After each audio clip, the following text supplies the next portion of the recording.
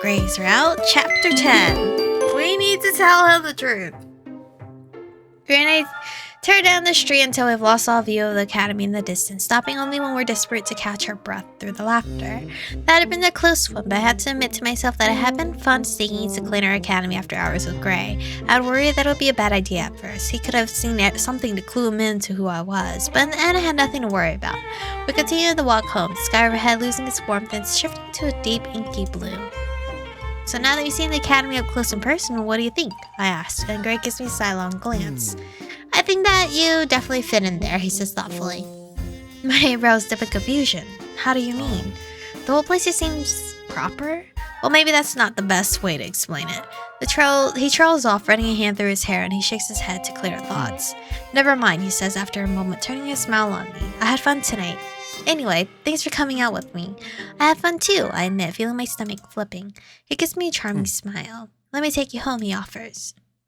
Alright, fair enough. The back way? Like a gentleman, Gray takes me back home. As I approach the back door of my building, I wrestle in my handbag for my keys when my fingers don't make contact with the silver metal and plastic keychain. I freeze on the spot and dig deeper. Everything okay? Gray asks as he stops beside me. Yeah, I trail off absently, panic rising under my skin. They had to be in here somewhere. Shit, I think I forgot my keys. Maybe it's back at the restaurant. I say with an exasperated sigh, patting down my pockets to double check, but coming up short. Ugh, I'm such an idiot, I say breathlessly, lashing out and kicking the side of the building. It takes hold of my arm and pulls me back, chuckling softly beneath its breath. Alright, let's figure this out before we break any of your toes. Pulling the same silver pin out of his pocket that he used to unlock the gate at Tailor Academy, he heads over to the back door. Doesn't he have the key to the back door, or no? Is it just... I thought he did. He attempts to poke it into the lock, but suddenly a frown creasing his forehead. What is it? I ask as I come up beside him. I can't pick the lock, he says quietly. There's already something in there. You must have left your keys on the other side. I think for a moment before remembering what had happened when I left the boutique and smacking myself on the forehead lightly. I was in such a rush to leave after work. I remember you calling when I was locking everything up. I must have forgotten to grab my keys when I answered the call, I say hurriedly. Sorry, Gray answers sheepishly, rubbing a hand over the back of his neck. I feel like this is partly my fault in that case. He stays quiet for a moment, glued to the spot as he thinks the situation over before his gaze drifts upwards. Hey, you've left the door on the balcony open. I could shimmy up the side of the building and get in that way. I give him a disbelieving look. He seems athletic enough, but the height of the balcony would be difficult for anyone to make. It's on the second story, I say unenthusiastically. Do you think you can make it? Are you seriously doubting me right now? He asks with a grin, and I stare at him pointedly. The only way I can think of to get to that balcony is by using a ladder, which is exactly why I tend to not be very cautious about locking that door. It's hard to get in. I shrug anyway. If he's so confident in himself, then I'd like to see him try. It might be good for a laugh. Go for it, I say. Rubbing his hands together to get started, he heads over to the brick wall on the side. Using it as a base, he tries to kick himself up to grab the ledge of the balcony. I sit back and watch amused as he flubs his attempts, and falls back to the ground, landing unsteadily on his feet. Everything okay? I try to smother the laughter in my voice as I call out, but fail miserably. He doesn't answer as he makes the climb again, waving off my faux turn. This time he gets closer, but again he loses his balance and falls back to the ground, swearing under his breath. While this is entertaining to watch, I still bite down on my bottom lip anxiously. What am I going to do if Gray can't make the climb?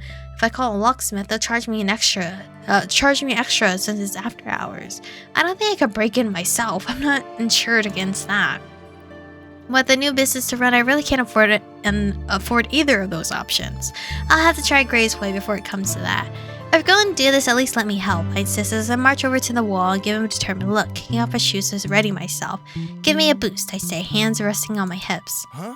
Are you serious? Do I look like I'm joking? I can't really tell. Gray. Okay, he chuckles and moves into position, but if you fall and break your neck, I won't be blamed for it. You're a real gentleman, aren't you? You better not look up my skirt while I'm up there, I say as I move forward, getting myself ready. I thought she was looking in her pockets. Does her skirt have pockets? Wouldn't dream of it, he grins, and I can't decide if I should be worried or not. He bends, linking his fingers together over his knees to give me a leg up. Putting one foot in his hand, I use his shoulders to steady myself as he hoists me up. When I straightened up enough to get my balance, I take one hand from his shoulder to reach towards the balcony. I'm close enough to touch the peeling paint on the ledge, but I can't quite get a grip of it. Just a little higher. I almost got a strong enough grip to pull myself up, but the paint is old and chipped and drifts down into my face, and I scramble for purchase. All of a sudden, the feeling of falling takes over me when I crash to the ground. My landing is broken by Gray's body beneath me. He groans as my elbow hits his stomach and his arms thrown protectively around me. Sorry, I say breathlessly in my struggle to disentangle myself from him. Though I think I only managed to make things worse. He freezes beneath me, and when I realize the kind of position we've ended up in, I do the same. My knees are straddled on either side of his waist, my blonde hair falling over my shoulder in a waterfall and spilling across his chest. You know, if you wanted to get closer, you only had to ask, he says as his lips tilt upwards. Would you have let me on top? This is hardly time for flirting. Honestly.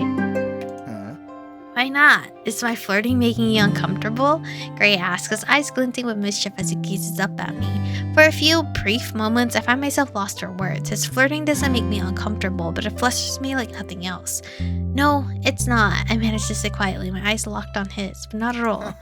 So you're saying you like it when I flirt with you? His body shakes beneath me as he chuckles, and my skin warms at the closeness. Before I can see the answer written all over my face, I push myself up off him, and straighten up, dusting myself off. When he rises to his feet, I refuse to look at him, turning my back to the building instead of hugging my arms around myself. I'd really like to concentrate on finding a way inside before it gets any colder out here, I say quietly. Every time I find myself close to him, a strange feeling comes over me, like I want to be closer to him still. It's hard to keep under control. He's still smiling when he takes me by the elbow and pulls me up towards him.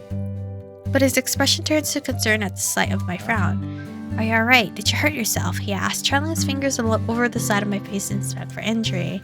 I'm fine, and then a thought hits me, and my face flushes with heat at the stupidity of it all. What is it? Gray asks upon seeing the look on my face, and I give him a sheepish look.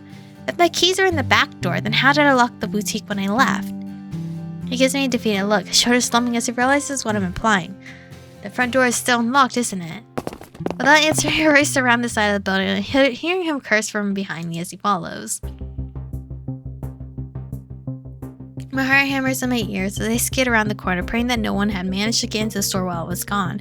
I really can't afford another disaster to happen. The lights are all off in the boutique, and when I glance through the window, nothing seems out of place. I could almost sigh with relief, but I know I'll still have to check inside. Reaching for the handle of the front door, I both simultaneously hope and dread what will happen next. My fingers touch the cold metal, and when I twist, the door pushes right on open. The all-familiar jingle happily chimes. I let out my breath I've been holding, silently berating myself for doing something so stupid as leaving the building unlocked, but also glad that I've got a way in. Well, would you look at that? The place was open the entire time I was making a fool of myself back there. Grace says dryly as he comes up behind me and I give him an apologetic look. I'm sorry. I say quickly, though I can't stop the laughter that threatens to bubble out of me. It was pretty entertaining to watch, though. He rolls his eyes and a smile tugging at his lips. Let me go first, he says as we head into the boutique, glancing around this place cautiously. I was like, why is the lights on? And she turned it on. I turned the lights on once I enter. I can't believe I had done something so stupid as forget to lock up the boutique. I must have been in such a hurry to meet up with Gray that it completely slipped my mind, but I'm glad to be inside nonetheless. I retrieve my keys from the back door while Gray checks around the place, making sure nothing is missing, or that there's no lurkers hanging around waiting to strike. The doors to both the basement and my apartment are still locked, so there's no way anyone could have gotten in there. I check the register and the lockbox I used for the store, but everything seems to be untouched. All clear, he says with finality as he comes back out from my workroom. Thanks for checking. I lean back against the counter and give him a grateful smile, and I'm sorry about all this. I just can't believe you actually forgot to lock the place up. I thought you had more sense than that, he says in reply, folding his arms over his chest. I do, usually. I was in a hurry after work. I wasn't thinking straight. You're too eager to see me, is that it? He teases. Yes. Do you want to hear the fucking answer? It's yes. His face turns stern as he steps closer, though the amusement that dances in his eyes softens the effects. I wonder why whenever he says my name it's so soft. I don't even know how to fix the setting in the sounds. At least with you, Michiko, things are never dull, he says as he reaches to twist a strand of my hair around his finger, his voice dark and low. Is that a good thing or a bad thing? I managed to ask, with breath sticking in my throat. It's a very good thing. Oh, it's very good. he says, and then he adds an afterthought. Maybe I should come up to your apartment, check it's all clear up there too. A little buzz goes through me, and while the thought is tempting, I know deep down that I really shouldn't be putting myself in a position to be getting any closer to him than I already am. I'm not sure he was even implying anything more than making sure the place was safe, but I can't take any chances. I'd agreed to go on the date with him tonight, and that was that. I think I can manage on my own. The apartment door has a separate lock, I say, all of a sudden finding it difficult to meet his eyes. Alright, he says quietly, dropping his hand and letting my hair fall back around my shoulders. I'd better get going then. I nod and walk with him to the door, holding it open as he steps through. Before he can leave, he stops and turns back to me suddenly, standing close, his eyebrows dipped in question. Why did you come out with me tonight? I don't like her answer. Because you asked me to, I say, staring at him in confusion. I mean, why? He asks, and I understand at once what he means. Because I trail off. Because we're friends, aren't we? And that's what friends do. Spend time together. Friends don't go on dates, though. I'm not so sure that's the truth, because friends certainly don't look at friends the way he's looking at me now. But what other answer can I give? Okay. I see. He says quietly, running a thumb over his lower lip as he thinks to himself. Is everything alright? I ask, becoming increasingly concerned why he would ask something like that. Yeah, I have a lot on my mind, he replies with a wave as if to forget the whole thing. Oh, well, if there's anything you want to talk about, it's fine. No need to worry about it. He cuts in quickly, giving me a tight smile. There's something strange about the way he's acting, turning from hot to cold once again, and it only serves to confuse me even more about what's happening here, between us. I want to ask him about it, and I almost do before he cuts me off by shoving his hands in his pockets and stepping back hastily. Good night, Michiko, he says quickly. Then he walks off and leaves me staring after him, dumbfounded. He's gone before I know it. I think you answered poorly. My girl is constantly giving shitty answers. What was up with that? Shaking off his strange farewell, I head over to the counter and begin putting away my planner and some other things I had forgotten earlier. I must have been in some kind of hurry to have left it all lying around the way I have. I'm never usually this out of sorts, but around Gray, I'm beginning to feel like another person entirely. When the door creaks open behind me, I spin with a hopeful smile, thinking Gray had come to explain his strange behavior. Missed me, I say cheekily? Fuck! Not you! My breath hitches in my throat and my smile drops upon realizing that it's not Gray but someone else. A man that sets my heart pounding in an entirely different way. Oh, it's you. Ivan Novak.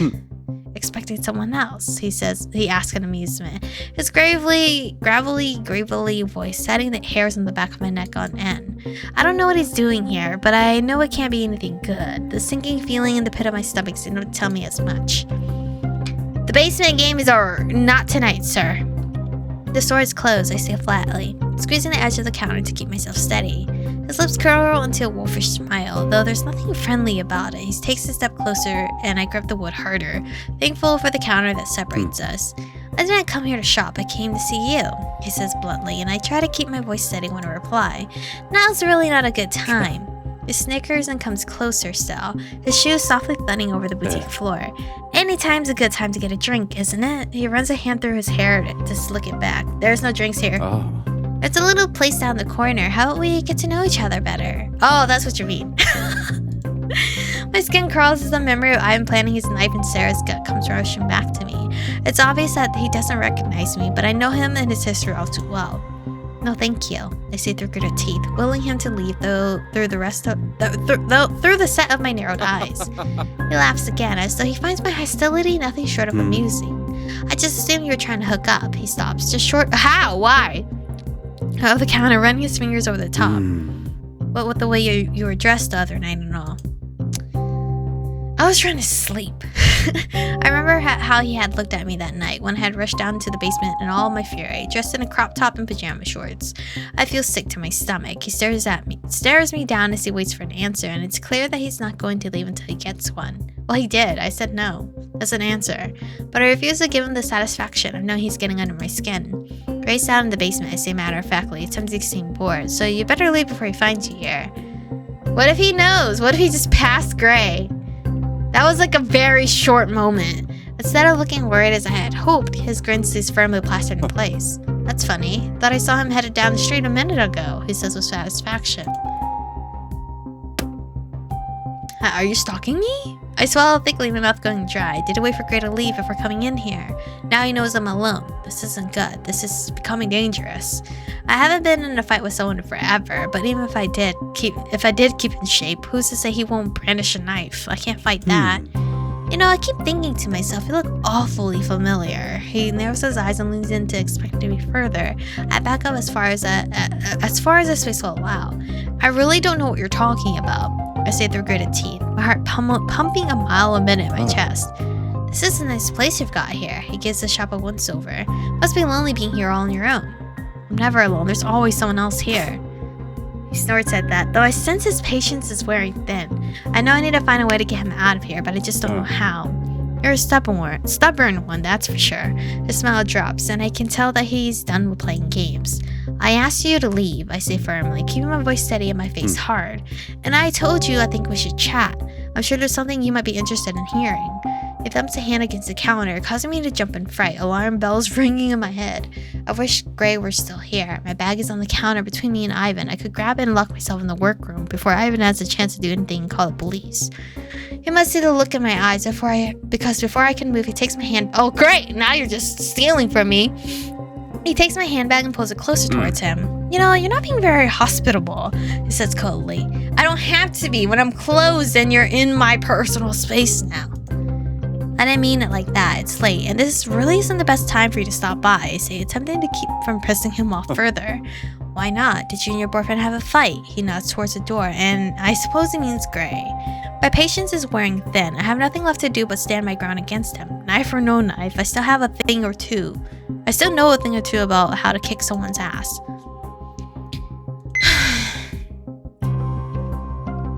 Do we become more hostile? Or become nice? Let's be nice still. Please hand over my bag, I said with a nod towards my handbag, still firmly in place beneath his hand. So I flickered to the item in his hands, then back to me. Why? What's so important in there, huh? He asked with a questioning stare. My thoughts immediately go to my phone, which is the only thing I can think of to get myself out of this situation. It's mine, and I'd like you to take your hands off my property, I say louder this time. He's finally starting to realize he's not welcome here. Ivan drops my bag on the counter, holds his hands up in front of him in innocence, giving a wolfish smile. Alright, I'm going. No need to get your panties all in a twist. He steps back slowly, his smile growing wider at the sight of my aggression. It takes what feels like hours, but finally he steps out towards the door and pulls it open. My skin crawls as I watch him go, shutting the door behind him and making sure to lock it tight. I grab my handbag and race to the back door and double check that as well, before heading up to my apartment and also locking that door behind me. I'm calling Sarah. Dropping my bag on the sofa beside me, I sit down and let out what time is it? I sit down and let out a breath, feeling like I can finally breathe again. However, I can't shake off this icky feeling of nearly being violated. I consider calling Gray and asking him to come back. Surely he can't be too far away yet, but then I decide I'm probably just overreacting and put my phone away again. I told Gray tonight that I wasn't a porcelain doll, and though I had hidden the fact that I'd been involved in any gang activity back in my school days, I know that I can handle myself. If Ivan ever comes back here on his own, I'll be prepared.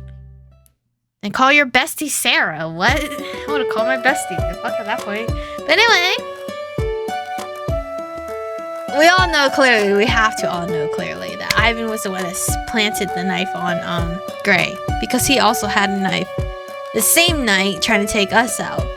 So Ivan is terrible. But anyway, thank you guys for watching today's episode. Stay beautiful, and I'll see you guys next time.